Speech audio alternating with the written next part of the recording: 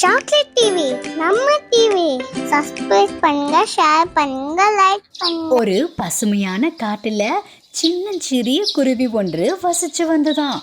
குருவிக்கு எப்பவுமே இனிப்பான பழங்கள்னா ரொம்ப பிடிக்கும். ஒரு நாள் அது தோட்டத்துல பறந்துட்டு இருந்தப்போ ஒரு பெரிய அன்னாச்சி பழம் கண்ணில் பட்டது. வாவ், எவ்வளவு பெரிய அன்னாச்சி பழம்!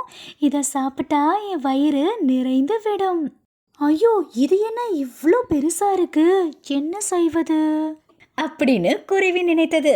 ஆனா அன்னாச்சி பழம் குருவிக்கு மிக பெரியதா இருந்தது. நான் இதை எப்படி சாப்பிடுவேன் அப்படின்னு குருவி குழப்பம் அடைந்தது.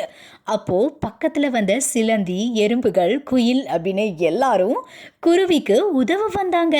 கவலைப்படாதே, நாங்கள் இருக்கிறோமே, நம்மெல்லாம் சேர்ந்து வெட்டிடலாம், அப்புறம் பங்கிட்டு சாப்பிடலாம்.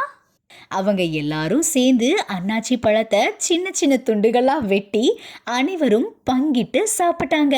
உடனே குருவி சந்தோஷமா, நாம் ஒற்றுமையா இருந்தா எந்த பிரச்சனையும் எளிதா முடியும் அப்படின்னு பாட்டு பாடிக்கிட்டே பறந்து போயிடுச்சாம். கதையின் நன்னெறி, ஒற்றுமையே வலிமை.